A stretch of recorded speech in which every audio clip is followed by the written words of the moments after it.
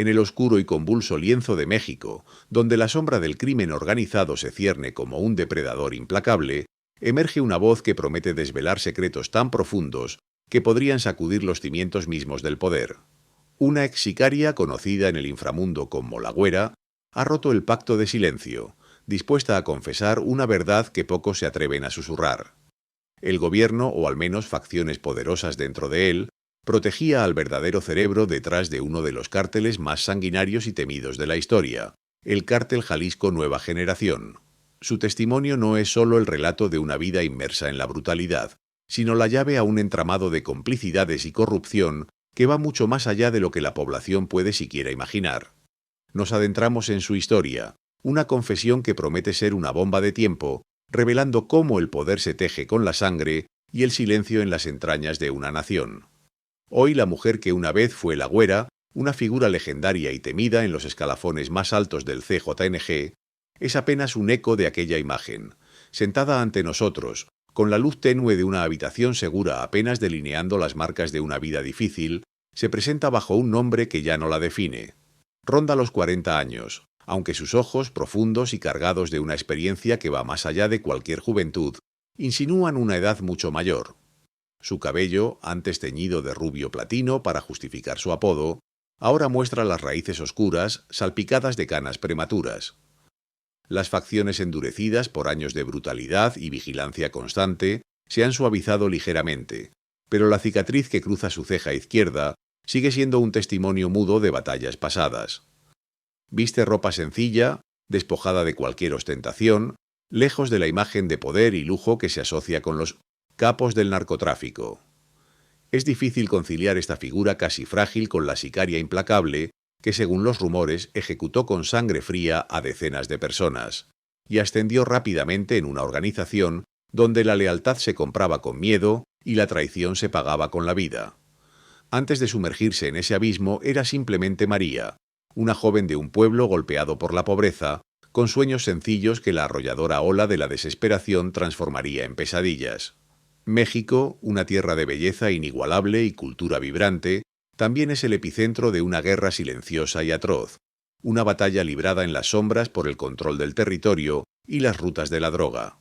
En este escenario dantesco, el Cártel Jalisco Nueva Generación, o ZANG, se ha erigido como una de las organizaciones criminales más poderosas y violentas del mundo. Su dominio se extiende por vastas regiones, sembrando el terror a través de decapitaciones, emboscadas brutales y una estrategia de expansión despiadada.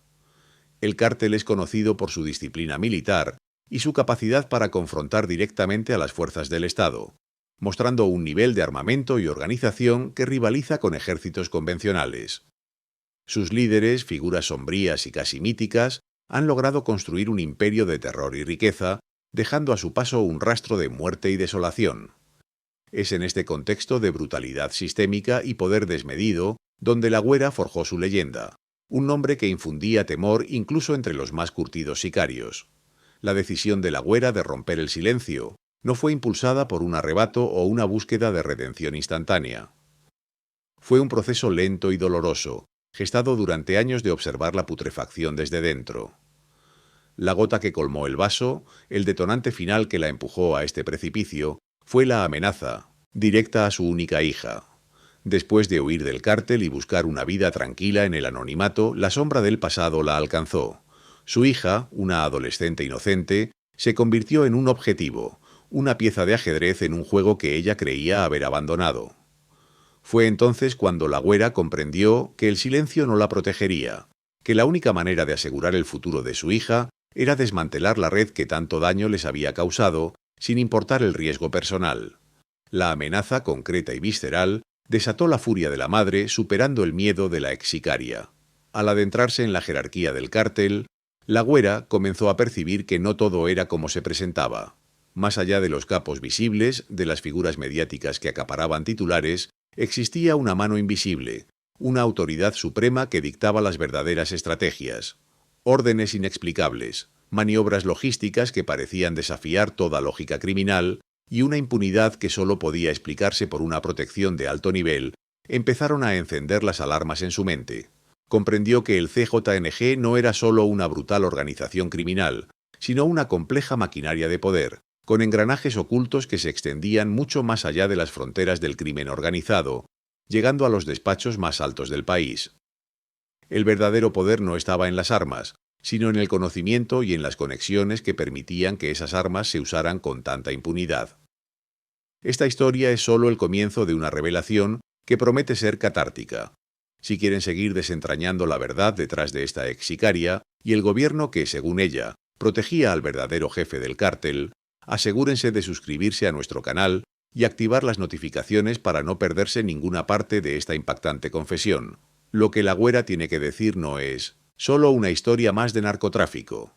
Es un espejo oscuro de la impunidad y la corrupción que ha carcomido a México desde sus entrañas.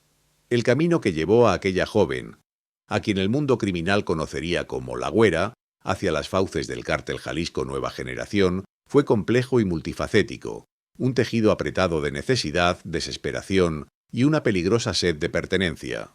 No fue un acto impulsivo ni una decisión precipitada. Al principio, la vida en su humilde pueblo, azotado por la pobreza y el abandono gubernamental, le ofrecía pocas perspectivas. Las oportunidades se desdibujaban en el horizonte y el trabajo honesto apenas alcanzaba para el sustento básico. La ilusión de un futuro mejor era un lujo que pocos podían permitirse. Fue en ese contexto de carencia donde el CJNG comenzó a tejer su red.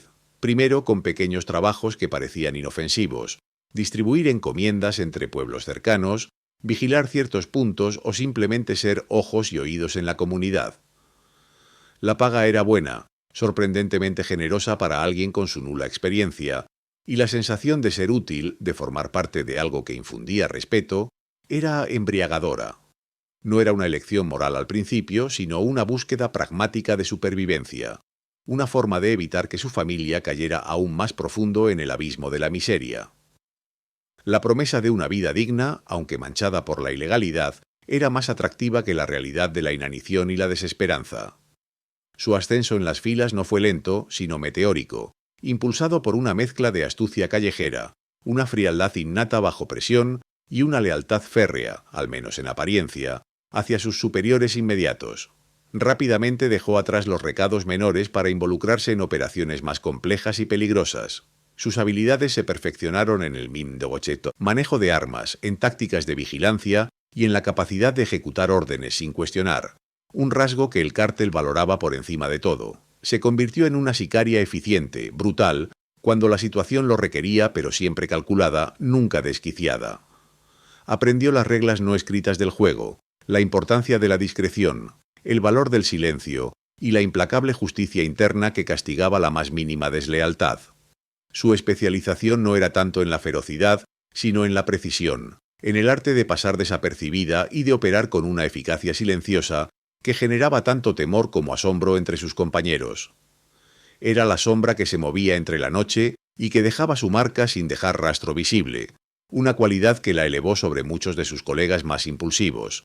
Sin embargo, a medida que su posición dentro de la estructura crecía, también lo hacía su capacidad para observar y para entender las dinámicas internas.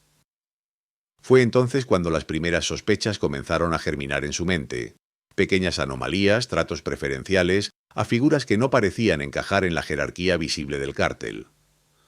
Había enviados que llegaban de la capital o de otras ciudades lejanas con instrucciones directas para los líderes más encumbrados, pero que no pertenecían a ninguna de las facciones conocidas.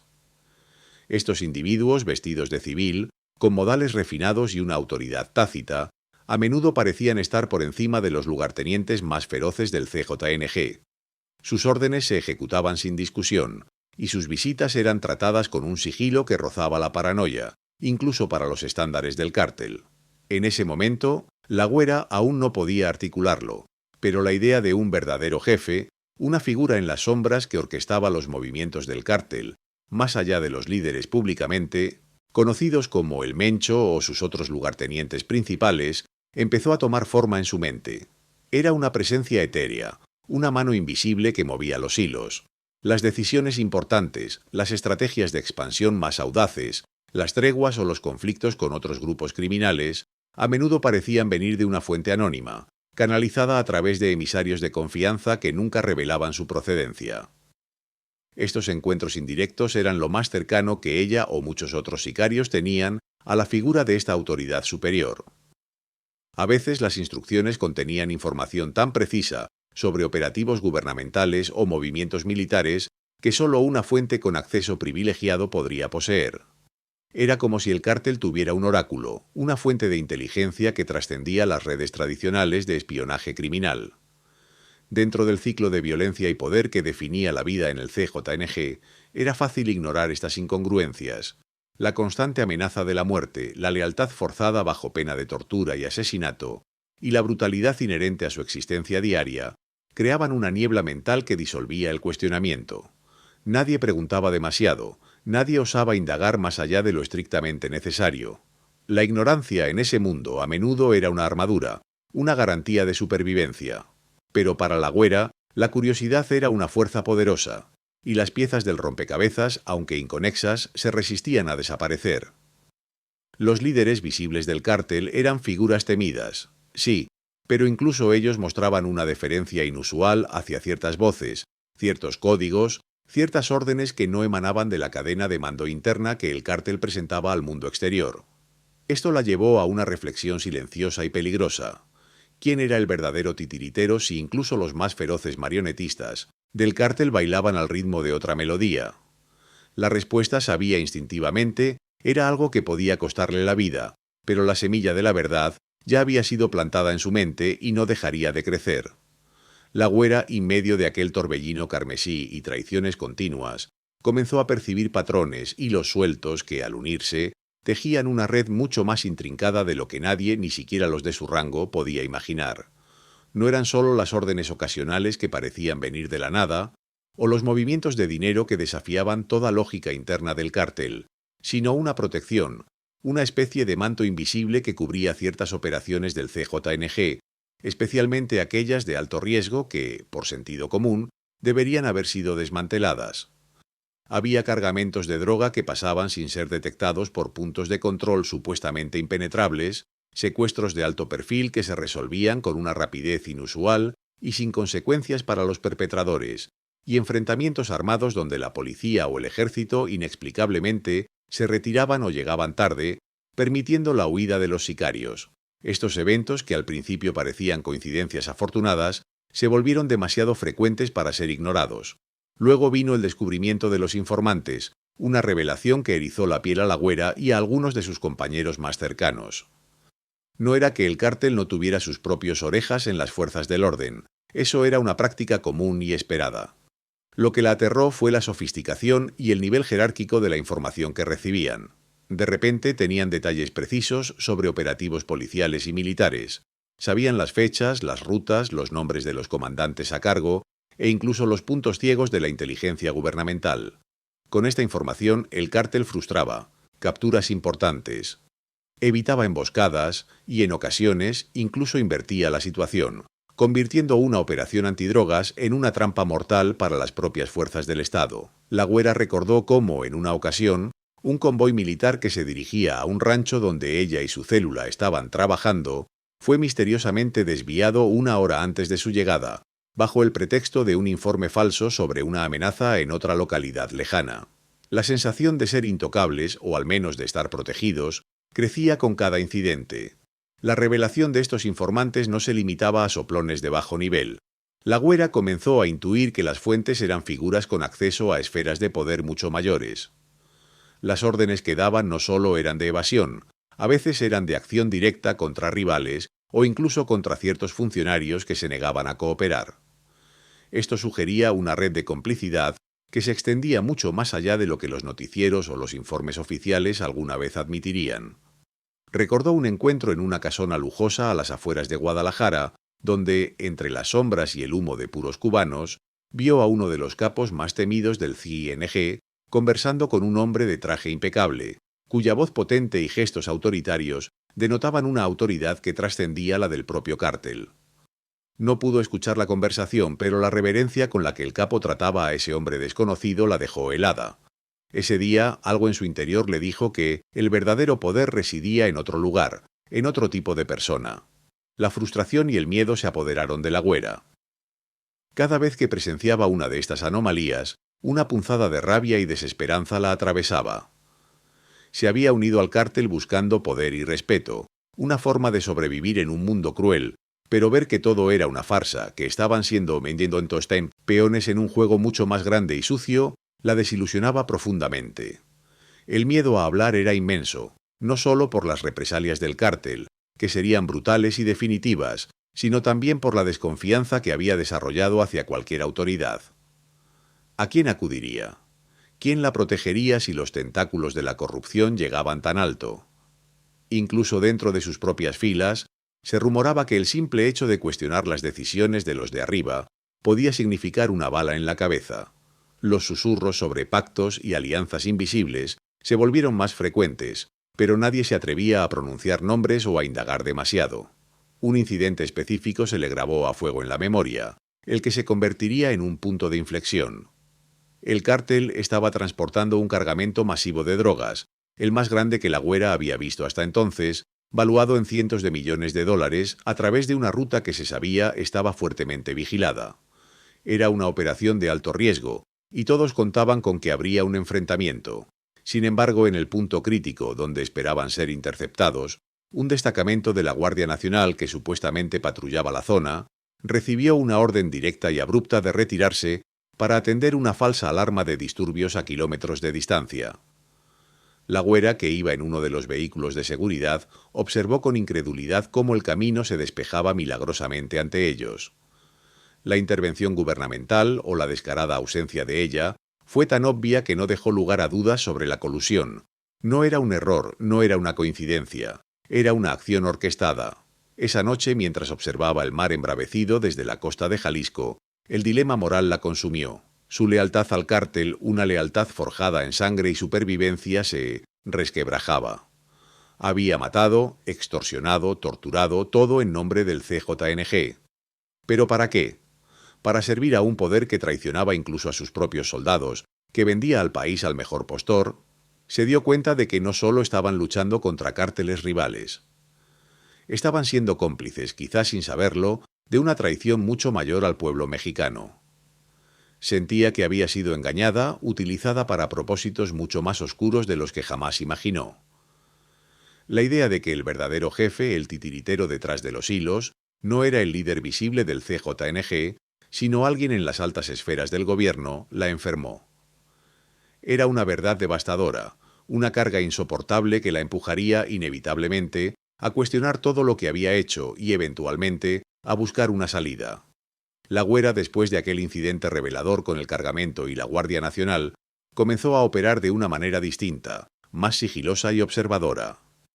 Sus ojos, antes enfocados en la acción y la ejecución de órdenes, ahora buscaban patrones, conexiones invisibles que se extendían más allá de las jerarquías conocidas del CJNG. Empezó a recopilar mentalmente cada detalle, cada nombre que se mencionaba con un respeto inusual, cada fecha en la que un operativo fallaba inexplicablemente, cada lugar donde una transacción sospechosa ocurría. Era un archivo mental, peligroso y volátil, que se construía pieza por pieza en el silencio de su propia desesperación. Las pruebas, aunque intangibles para otros, se consolidaban en su mente con una nitidez aterradora. Recordaba reuniones secretas en casonas de lujo en la Ciudad de México, donde no se discutían los típicos temas del cártel, sino más bien estrategias políticas y movimientos financieros de gran envergadura. Había presenciado llamadas telefónicas de líderes del CJNG a números crípticos, con conversaciones cifradas que, en retrospectiva, no eran sobre cargamentos de droga, sino sobre protección, sobre limpiar el camino para futuras operaciones. Observó cómo ciertos territorios estratégicamente valiosos para el cártel gozaban de una inusual paz, con escasa presencia militar o policial, mientras que otras zonas menos lucrativas eran escenario de constantes enfrentamientos y redadas. Este patrón de protección indicaba una mano invisible, un poder que podía mover los hilos de las fuerzas del orden a su antojo. El gobierno, o al menos facciones poderosas dentro de él, protegían al cártel en momentos críticos. Esto no era una suposición, era una observación constante. Cuando las autoridades se acercaban demasiado a una operación importante, surgía una filtración oportuna que permitía al cártel replegarse o cambiar de estrategia. Cuando un enemigo del cártel era demasiado molesto, A menudo se encontraba con problemas con la justicia, no por crímenes relacionados con el narcotráfico, sino por acusaciones fabricadas o menores, que lo sacaban de circulación de manera efectiva. Era una coreografía macabra, donde el Estado parecía ser un socio silencioso, un guardián de los intereses del verdadero jefe. Y ese verdadero jefe empezaba a materializarse en su imaginación, a tomar forma a partir de los fragmentos de información. No era un narco de la vieja escuela, con botas de cocodrilo y cadenas de oro. Las referencias que escuchaba apuntaban a alguien más sofisticado, más discreto, alguien que se movía en las sombras del poder. Era un estratega, un maestro de la manipulación, que utilizaba a los cárteles como peones en su propio tablero de ajedrez geopolítico y económico. Su modus operandi no era la violencia directa, sino la influencia, el soborno a gran escala, la extorsión de funcionarios de alto nivel. Era alguien que podía dictar leyes, o al menos ignorarlas con una sola llamada. Su perfil era el de un empresario exitoso con conexiones políticas, un hombre de bien a la vista de la sociedad, pero un depredador despiadado en la penumbra. La Güera comenzó a recordar relatos de operaciones antidrogas que habían sido frustradas no por la astucia del cártel, sino por extrañas órdenes superiores. Un convoy militar que se detuvo misteriosamente a mitad de camino por problemas logísticos, justo antes de interceptar un cargamento.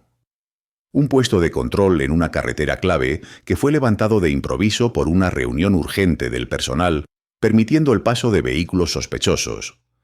Estos no eran errores aislados, eran movimientos precisos, calculados, que solo podían venir de alguien con autoridad para anular protocolos y dirigir fuerzas militares y policiales. La información provenía de arriba, y ese arriba no era la sede del CJTNG, sino despachos gubernamentales. No era solo un individuo, sino una red intrincada de complicidad. La Güera había observado cómo ciertos políticos locales, aparentemente intachables, recibían donaciones generosas del cártel, disimuladas a través de empresas fachada. Había escuchado conversaciones sobre cómo jueces eran convencidos de liberar a ciertos individuos o de dictar sentencias laxas. Agentes de seguridad de alto rango que deberían estar combatiendo al crimen organizado eran vistos en reuniones discretas con emisarios del cártel, donde los maletines cambiaban de manos con una naturalidad pasmosa. Era una telaraña que conectaba alcaldías, ministerios, la procuraduría e incluso sectores empresariales, todos girando en torno a la figura central de ese verdadero jefe que orquestaba todo desde las sombras. El peso de esta verdad se volvió una carga insoportable para la Güera. Se sentía sola, aislada por el conocimiento de una conspiración tan vasta y profunda. Sabía que revelar esta información no solo pondría en peligro su vida, sino la de cualquiera que se atreviera a escucharla. El cártel la buscaría sin descanso y los elementos corruptos del gobierno, aquellos que servían al verdadero jefe, harían hasta lo imposible por silenciarla. La magnitud de la traición era abrumadora. Las personas que juraron proteger al pueblo mexicano eran las mismas que lo vendían. Esta revelación, gestada en la brutalidad del crimen organizado y la sofisticación de la corrupción política, la empujó al límite. La soledad de su descubrimiento la roía por dentro, sabiendo que su vida y la de sus seres queridos pendería de un hilo si alguna vez decidía romper el silencio que tan cuidadosamente había mantenido por años. Pero el silencio empezaba a ser más pesado que el miedo. La decisión final de hablar no fue repentina, sino el resultado de una lenta erosión de su espíritu, de la acumulación de imágenes, sonidos y olores que ahora la ahogaban. El incidente de la Guardia Nacional había sido un catalizador, sí, pero la gota que colmó el vaso fue una traición interna, de esas que el cártel ejecutaba con fría eficiencia. Un compañero, un hombre con el que había compartido misiones y peligros, que había jurado lealtad inquebrantable, fue descubierto intentando pasar información a un grupo rival. La justicia del cártel fue brutal y ejemplarizante. La Güera fue obligada a presenciar la tortura y posterior ejecución de su antiguo camarada, no por el jefe visible del CJNG, sino por órdenes explícitas de una voz que nadie conocía directamente, una voz que venía de muy arriba. Mientras veía los ojos de su compañero apagarse en el terror, la Güera sintió un escalofrío que no provenía del miedo, sino de una profunda repugnancia. No era solo la brutalidad, era la hipocresía. El cártel exigía lealtad absoluta, pero la vendía al mejor postor a través de sus verdaderos líderes. En ese momento se dio cuenta de que su lealtad no estaba con el CJNG, sino con una ilusión. Ya no había vuelta atrás, tenía que hablar. no por redención sino para destrozar esa farsa. El primer contacto con la justicia fue un camino arduo y lleno de peligros. La Güera no confiaba en nadie. Sabía que los tentáculos del verdadero jefe eran largos y profundos. Su estrategia fue buscar ayuda fuera de los canales oficiales, en el lado de la sociedad civil, que aún se atrevía a desafiar al sistema. Se acercó a una pequeña organización de derechos humanos, conocida por su valentía en denunciar la corrupción y la impunidad, pero extremadamente cautelosa. Utilizando contactos indirectos, personas que conocía de su vida pasada y que no estaban ligadas al crimen, logró establecer una cita secreta en una ciudad fronteriza, lejos del dominio directo del CJNG. El riesgo era inmenso. Cada paso era monitoreado, cada sombra una posible amenaza. Tuvo que falsificar su propia muerte dentro del cártel, una compleja maniobra que implicó dejar un rastro de sangre y confusión, y desaparecer de todos los radares. Su huida fue un acto de supervivencia y de audacia, dejando atrás una vida de terror para enfrentar una incertidumbre aún mayor. Cuando finalmente se sentó frente a dos activistas de derechos humanos, la incredulidad y el escepticismo fueron palpables. Una ex sicaria del CJNG buscando redención sonaba a trampa. Pero la Güera no buscaba perdón, buscaba exponer la verdad. Su voz, al principio ronca y cargada de años de silencio y agresividad contenida, comenzó a desgranar una narrativa que helaba la sangre. No venía con arrepentimientos superficiales, venía con datos, con nombres, con fechas, con descripciones tan vívidas y precisas que los activistas no pudieron evitar sentirse incómodos y a la vez fascinados. Relató el incidente de la Guardia Nacional, las órdenes misteriosas, los privilegios inexplicables de ciertas operaciones. Insistió en que el verdadero poder del cártel residía en un capo invisible, alguien ajeno a la estructura criminal tradicional, protegido por las más altas esferas del gobierno. Los activistas, aunque impresionados, eran profesionales. Necesitaban más que una historia impactante. El proceso de la confesión fue lento y meticuloso. Transcurrieron semanas de interrogatorios, de sesiones grabadas en lugares seguros, moviéndose constantemente para evitar ser detectados. La Güera se mantuvo firme, su memoria era un archivo viviente de la infamia. Detalló cómo el cártel recibía avisos anticipados de operaciones militares, cómo ciertos cargamentos eran escoltados por carreteras federales sin ser molestados, cómo las investigaciones sobre crímenes atroces se estancaban misteriosamente. Habló de códigos, de señales, de reuniones clandestinas, donde hombres de traje impecable se codeaban con los líderes del cártel. Articular verdades tan peligrosas era agotador. Cada palabra pesaba una tonelada, reviviendo traumas y alimentando el miedo constante. Los activistas, poco a poco, comenzaron a darse cuenta de la magnitud de lo que tenían entre manos. No era solo una confesión, era una bomba de tiempo. Las objeciones y el escepticismo iniciales comenzaron a disiparse a medida que la Güera proporcionaba pequeños detalles que podían ser verificados de forma independiente. Mencionó la fecha exacta de un cargamento de droga que había desaparecido sin dejar rastro en los registros oficiales, el nombre de un funcionario de bajo nivel que había sido ascendido inexplicablemente después de facilitar una operación clave del cártel, o la ubicación de una casa de seguridad que había sido usada para reuniones entre capos y figuras intocables. Estos pequeños fragmentos de información, al ser corroborados por los activistas a través de sus propias redes de contactos y fuentes encubiertas, comenzaron a construir un mosaico aterrador.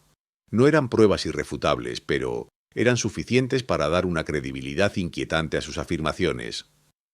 El escepticismo se transformó en una creciente certeza de que la Güera, la ex sicaria, estaba diciendo la verdad, una verdad que desestabilizaría el país. La amenaza creciente no se hizo esperar. El cártel y sus protectores no tardaron en darse cuenta de que la Güera había roto el silencio. Los rumores de su muerte empezaron a ser cuestionados desde dentro. Las redes de inteligencia del CJNG, vastas y brutales, se activaron para rastrearla. Sus antiguos compañeros, sus sicarios, sus superiores, todos recibieron la orden de encontrarla y silenciarla a cualquier costo. La amenaza a su vida se volvió inminente y severa, no solo para ella, sino también para aquellos que la ayudaban. Los activistas, acostumbrados a cierto nivel de riesgo, se encontraron de repente en la mira de una organización con recursos ilimitados y una crueldad sin límites. La seguridad se convirtió en una obsesión. Cada día que pasaba, la sombra del cártel se acercaba un poco más. y la carrera contra el tiempo para que la confesión de la güera saliera a la luz se volvía más desesperada. Sabía que había cruzado un umbral del que no había regreso, y que su vida, si quería que su sacrificio sirviera de algo, ahora dependía de la rapidez con la que su verdad pudiera resonar. La güera, consumida por la verdad que había descubierto, decidió que no podía seguir siendo cómplice en silencio. Fue entonces cuando su testimonio detallado comenzó a tomar forma, no solo en su mente, sino también en las confidencias susurradas a aquellos pocos en quienes aún podía confiar. Lentamente, con una precisión escalofriante, empezó a desgranar la identidad y las conexiones del verdadero jefe. No era un nombre que se mencionara en los titulares, ni una figura con reflectores públicos, pero su sombra se extendía por cada rincón del entramado criminal y político que ella conocía. Reveló cómo este individuo, a quien se refería ocasionalmente como el coordinador o el arquitecto, operaba con una maestría siniestra tejiendo una red invisible de poder. Sus relatos hablaban de nombres, cargos, fechas e incluso lugares específicos donde este enigmático personaje se reunía con líderes del cártel o con funcionarios corruptos. No era un mafioso tradicional, sino un estratega astuto, un hombre que prefería operar en el silencio de las oficinas gubernamentales y las reuniones privadas. La güera describió su modus operandi con una claridad perturbadora. El arquitecto no empuñaba un arma, pero dictaba las campañas de violencia que desangraban regiones enteras. Manipulaba las instituciones utilizando su influencia para desviar investigaciones, modificar leyes o designar a figuras clave en puestos estratégicos dentro de la policía, el ejército y la judicatura. El CJNG no era más que su brazo ejecutor, una herramienta brutal que le permitía mantener el control territorial, eliminar adversarios políticos y económicos y asegurar el flujo de sus ilícitas ganancias. Además de controlar la violencia, el arquitecto era un maestro del lavado de dinero. La güera detalló cómo se usaban empresas fachada, inversiones en bienes raíces y sofisticados esquemas financieros para blanquear miles de millones de dólares. Habló de rutas de trasiego que permanecían limpias gracias a la mitología, complicidad de autoridades portuarias y aduanales, y de cómo cargamentos de droga eran escoltados no solo por el cártel, sino por vehículos oficiales que garantizaban su paso seguro. Aunque ella no había tenido acceso directo a documentos comprometedores, su testimonio incluía indicios de pruebas documentales, números de cuentas bancarias en el extranjero, ubicaciones de propiedades a nombre de terceros y nombres de abogados y contadores que operaban en la órbita de El Arquitecto. Eran piezas dispersas de un rompecabezas colosal, pero suficientes para que aquellos que la escuchaban comenzaran a ver la magnitud de la podredumbre. La noticia de la confesión de la güera, aunque inicialmente manejada con extrema cautela por razones de seguridad, comenzó a filtrarse. Primero fueron rumores en el bajo mundo, luego susurros en ciertos círculos periodísticos y finalmente un murmullo que crecía entre la población mexicana. El impacto era ineludible. La gente, harta de la violencia y la corrupción, buscaba respuestas, y la posibilidad de que una sicaria rompiera el silencio para señalar a un verdadero jefe en las alturas del poder generaba una mezcla de esperanza y terror. Los medios empezaron a especular, aunque sin nombres concretos, sobre fuentes anónimas y revelaciones explosivas. La reacción del CJNG no se hizo esperar. La furia del cártel fue visceral. Un traidor era lo peor que uno podía ser, y una mujer que había sido parte de ellos y se atrevía a hablar era un ultraje que no podía quedar impune. La escalada de violencia en las calles fue inmediata, una represalia brutal y desesperada. Mensajes intimidatorios aparecieron en mantas por todo el país, dirigidos no solo a la güera, sino a cualquiera que la protegiera o diera crédito a sus palabras. Ejecuciones sumarias de presuntos informantes o colaboradores se multiplicaron, buscando sembrar el miedo y silenciar cualquier otra voz disidente. La cacería de la güera se convirtió en una prioridad absoluta para el cártel, y el precio por su cabeza una fortuna. Mientras tanto, la negación oficial fue rotunda y predecible. Las autoridades involucradas, los ministerios y los funcionarios señalados indirectamente, negaron rotundamente las acusaciones. Describieron a la güera como una criminal desesperada, una sicaria que buscaba reducir su condena ofreciendo testimonios falsos y sensacionalistas. Argumentaron que su credibilidad era nula, que su pasado la invalidaba y que sus palabras eran producto de una mente trastornada o de la manipulación de intereses oscuros. Emitieron comunicados de prensa en los que reafirmaban su compromiso con la lucha contra el crimen organizado, mientras sutilmente intentaban desacreditarla. El objetivo era claro: neutralizar la amenaza de su testimonio antes de que pudiera desmantelar la compleja red de complicidades tejida por el arquitecto y sus protectores en las altas esferas del gobierno. Pero La Güera, a pesar del peligro y el escepticismo, ya había prendido la mecha, y el explosivo, aunque de combustión lenta, amenazaba con volar por los aires los cimientos de un poder corrupto y oculto. La verdad, una vez liberada, difícilmente podría ser contenida por las mentiras oficiales. La mecha prendida por La Güera ardía con lentitud, pero inexorablemente, acercándose al explosivo. El clímax de su revelación culminó con la identidad del verdadero jefe, una figura tan enraizada en el poder que su caída parecía impensable. No era un político de tercera fila ni un empresario marginal. El hombre al que La Güera señalaba con una frialdad escalofriante era el subsecretario de Seguridad Pública del Estado de Jalisco, un individuo llamado Ricardo Montalvo, conocido públicamente como el EO, inquebrantable por su supuesta rectitud y su mano dura contra el crimen organizado. Su imagen era la de un baluarte contra la corrupción, un hombre de familia con condecoraciones por su servicio y discursos aplaudidos en foros internacionales. La idea de que este pilar de la institucionalidad fuera el arquitecto, el orquestador principal de la red clandestina del CJNG, era una bofetada a la fe pública. La Güera no solo lo nombró, su testimonio desgranó una maraña de evidencia irrefutable que dejó pocas dudas sobre la culpabilidad de Montalvo. Presentó una serie de grabaciones, obtenidas con un pequeño dispositivo de audio oculto que había logrado mantener durante su tiempo en el cártel, en las que se escuchaban conversaciones entre capos del CJNG y un intermediario que daba instrucciones precisas, utilizando un lenguaje codificado que solo ella y otros iniciados podían descifrar. Estas instrucciones coincidían exactamente con eventos y operaciones que luego llevaron a cabo, incluyendo el desvío de patrullas militares, la ubicación de cargamentos de droga que nunca fueron interceptados y la eliminación de rivales políticos y criminales del propio Montalvo. Además, describió un sistema de pagos por protección que no llegaban a las arcas del cártel, sino directamente a cuentas offshore controladas por fiduciarios de Montalvo. Detalles sobre propiedades de lujo en el extranjero, empresas fachada de importación y exportación que servían para lavar dinero a gran escala, y el nombre de 2 jueces de alto nivel que eran sobornados sistemáticamente para liberar a miembros clave del cártel. Cada punto de su confesión era un dardo envenenado que apuntaba a Montalvo, y que ahora, gracias a una investigación independiente, iniciada por periodistas valientes que habían creído en su historia, comenzaba a ser corroborado por registros de vuelos, privados, movimientos bancarios inusuales y testimonios anónimos de ex colaboradores del subsecretario. Cuando la noticia explotó, la reacción de la sociedad fue de una indignación monumental y un shock generalizado. El país, ya acostumbrado a escándalos de corrupción, se encontró ante un nivel de traición institucional que superaba cualquier precedente. La figura de Montalvo, el inquebrantable, convertida en el arquitecto, el cerebro criminal detrás de la brutalidad del CJNG, desató una furia contenida por años.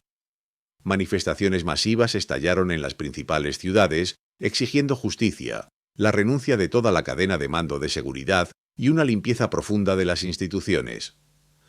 Las redes sociales se incendiaron con el hashtag La Milag, todos somos La Güera y Puemeilako fuera Montalvo, convirtiendo su testimonio en un grito de guerra contra la impunidad. El país se polarizó con aquellos que defendían la narrativa oficialista y desacreditaban a La Güera, y la inmensa mayoría que por fin veía una luz en la oscuridad. Montalvo, el jefe intocable, se vio obligado a salir de su cómodo anonimato. Compareció ante la prensa con un semblante de indignación, negando categóricamente todas las acusaciones, tachándolas de infundios malintencionados de una criminal desesperada y una campaña de desprestigio orquestada por enemigos de la nación. Intentó silenciar a La Güera por todos los medios a su alcance. Lanzó amenazas veladas a los periodistas que cubrían la historia, movilizó a sus contactos en el aparato judicial para desestimar la validez de las pruebas y ordenó una cacería implacable contra la ex-sicaria y cualquiera que la protegiera.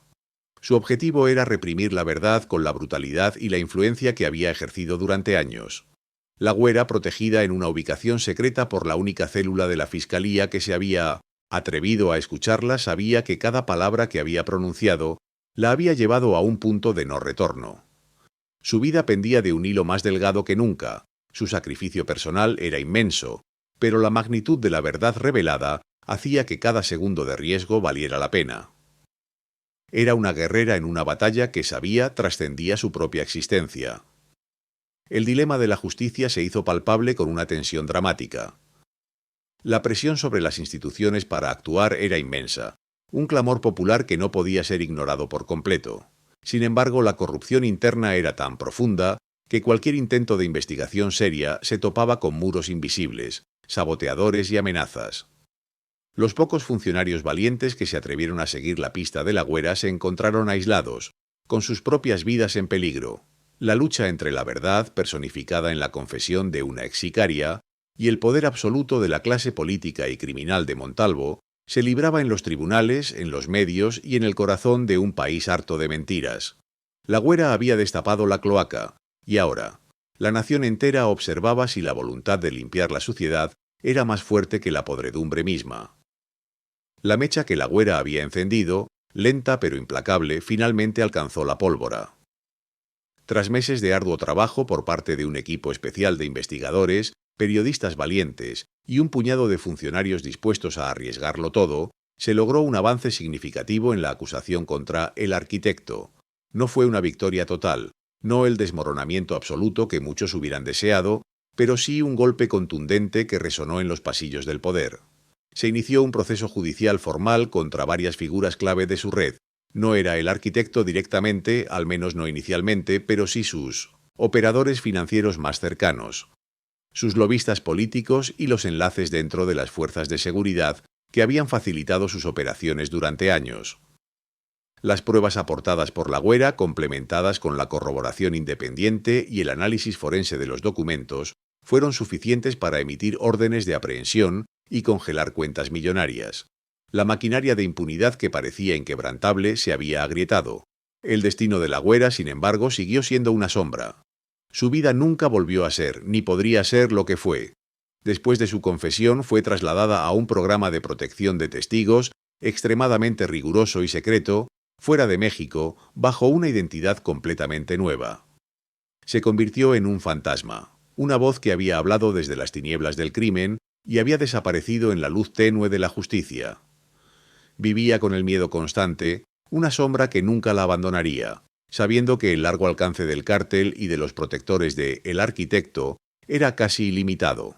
Cada día era un acto de valentía, una existencia marcada por la precaución y la nostalgia de una vida que había destrozado para decir la verdad. Su voz, una vez poderosa en el mundo criminal, ahora era apenas un susurro en la inmensidad de un nuevo entorno. Una mujer que cargaba sobre sus hombros el peso de una verdad que pocos estaban dispuestos a asumir. Su historia, la de una sicaria que expuso la corrupción en las más altas esferas, se convirtió en un sombrío recordatorio del costo humano de la impunidad y la connivencia entre el crimen organizado y el poder. Cada vida perdida en la guerra contra las drogas, cada familia destrozada, cada joven reclutado por la desesperación, era un reflejo de esa podredumbre. La valentía de individuos como la Güera, que a pesar de su propio pasado turbio se atrevieron a alzar la voz. Era un faro tenue en la oscuridad, una señal de que incluso en los abismos de la deshumanización podía surgir un anhelo de justicia. Su acto no la redimía de sus crímenes, eso lo sabía, pero le otorgaba un propósito, una forma de contribuir a desmantelar el sistema que la había creado y consumido. El legado de su confesión fue profundo y multifacético. A corto plazo desestabilizó la red de El Arquitecto, obligándolo a reorganizarse y a operar con mucha más cautela. A largo plazo, inyectó una dosis de escepticismo saludable en la sociedad mexicana sobre las narrativas oficiales. La gente comenzó a cuestionar más, a exigir responsabilidades con mayor vehemencia. Se inició un debate nacional sobre la necesidad de una limpieza profunda en las instituciones, sobre la permeabilidad del Estado y la impunidad de los poderosos. La confesión de la Güera se convirtió en un punto de referencia, en una prueba irrefutable de que, efectivamente, había figuras intocables por encima de la ley, protegiendo a los cárteles. Aunque la lucha estaba lejos de terminar, y Oli, el arquitecto, persistía en las sombras, su influencia había sido mermada, su invisibilidad comprometida. Las confesiones de una ex sicaria habían logrado lo que años de operativos no pudieron: exponer la cara oculta del poder y la corrupción. Este oscuro episodio sirve como una llamada a la reflexión, una advertencia. Nos recuerda que la verdad, por dolorosa y compleja que sea, es la única base sobre la que se puede construir una sociedad justa. La historia de la Güera es un testimonio de que incluso las voces más improbables pueden ser las portadoras de las verdades más impactantes. Es un desafío a la apatía, una invitación a no cerrar los ojos ante las injusticias, a cuestionar el poder y a apoyar a aquellos, sin importar su pasado, que se atreven a hablar. La lucha contra el crimen organizado y la corrupción es una batalla constante que exige vigilancia, coraje y la voluntad de buscar la verdad, incluso cuando ésta proviene de los lugares más oscuros. Ella, la ex sicaria La Güera, demostró que incluso en el corazón de la bestia, la conciencia puede despertar y exigir un cambio. Su sacrificio no fue en vano. Sembró una semilla de esperanza, un recordatorio de que, aunque el camino sea largo, la justicia siempre busca su cauce. Si esta historia te ha impactado y te ha hecho reflexionar sobre la compleja realidad de México, te invitamos a suscribirte a nuestro canal. Activa la campanita para no perderte nuestros próximos videos, donde seguiremos explorando los rincones más oscuros del crimen organizado y la justicia en México y el mundo. Deja tu comentario, dinos qué piensas sobre las revelaciones de La Güera y comparte este video para que más personas conozcan esta verdad. La conversación es esencial para el cambio.